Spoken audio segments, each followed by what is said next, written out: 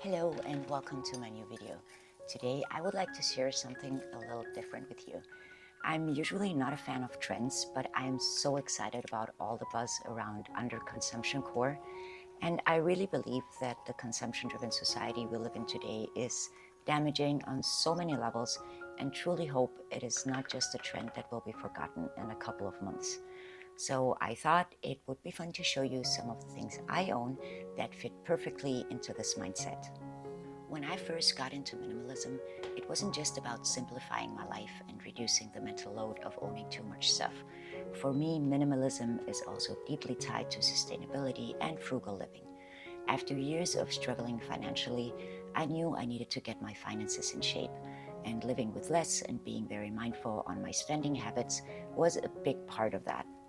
It is just as important to me to protect the environment, even though I think that 100% zero waste is something impossible in the world we live today. By owning fewer things, making mindful purchases, and holding on to items that still have life in them, I found a way to design my life in a way that aligns with my values while still constantly experimenting and learning how to improve. So today I'm going to share some of my favorite items that are either old, thrifted, self-made, repurposed, or lovingly mended. Maybe this video can give you some new ideas on consuming less. For me, one of the most rewarding aspects of underconsumption is learning to mend and repair the things I already own. In a world where we are bombarded with up to 400 ads a day and everything seems kind of disposable, repairing is a small but very powerful way to reduce waste and make the most of the resources we have. So I got this shirt here at a thrift store for €3. And after wearing it a couple of times, it ripped here at the sleeve. I got stuck somewhere. But, even though it was just €3, I didn't want to give it away. I really like this blouse. And so I went on YouTube. I found myself a tutorial on how to mend things like that. I'm not very skilled, and I don't know if you can actually see it on the video. But this is where I started off. It's kind of wrinkly. But, all the way down here, I think I did pretty well, and I did not only learn how to mend something like this, but I get to keep one of my favorite shirts. So this is one of my favorite pairs of shoes. They're really old, and I have this habit of sitting in the office with my toes pointed downwards. So the carpet that we have there rubs off the whole tip of the shoe, and then the leather there is much lighter. But what I do, I have a marker from my daughter that has exactly that color. So I just paint over it and then give it a nice leather treatment, and they're perfectly fine to wear again. For me, there's something incredibly special about using items that I've made with my own hands or have given a new purpose to. Crafting and creating and repurposing useful things is so satisfying to me and gives me so much joy. And of course, I'm also always very proud of the things I make. In a time where mass production often leads to excess waste, making things ourselves or finding new uses for old items can be a sustainable and money-saving alternative. This is a dog bed I made out of old pillows and some upholstering fabric that I got at a kind of textile thrift store. I really hope that I will be able to film it one day because it's one of the most unique stores that I know. And yeah, all in all, this cost me $7 in 1 hour to make, and it's really cozy and Jamie loves it. So what I want to show you is my cleaning cloths.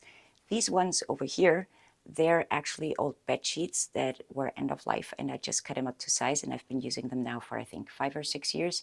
And these ones here are crocheted, and I made them out of leftover wool from other projects, and they work astonishingly well.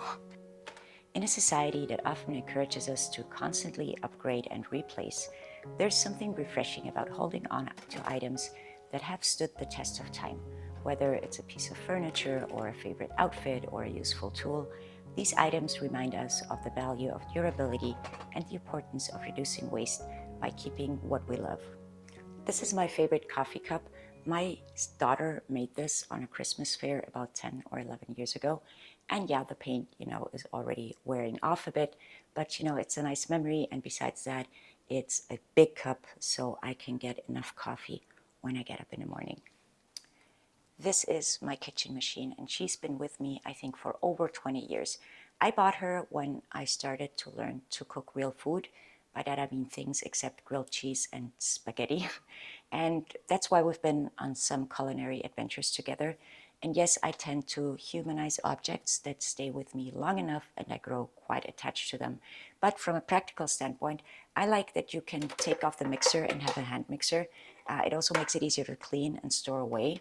And even though she sometimes tends to overheat if the job is too hard, if you're patient with her, she does a perfect job. Receiving or purchasing items secondhand gives new life to pre-loved items, especially those passed down from family or friends. They do not only reduce waste, but also preserve the stories and memories attached to those pieces. These items often carry a unique charm and a history that makes them truly one of a kind. I sometimes treat myself with very special coffee, but this coffee is only sold in whole beans.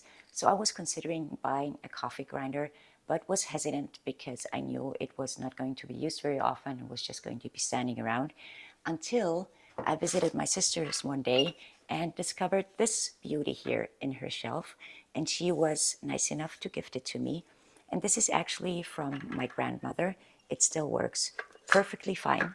And yeah, now I have a nice memory, and this coffee grinder has been in the family for 3 generations. I want to share one last little treasure with you, and this is my handbag. This was gifted to me by my aunt. She bought it in the 70s, so this bag is actually older than I am.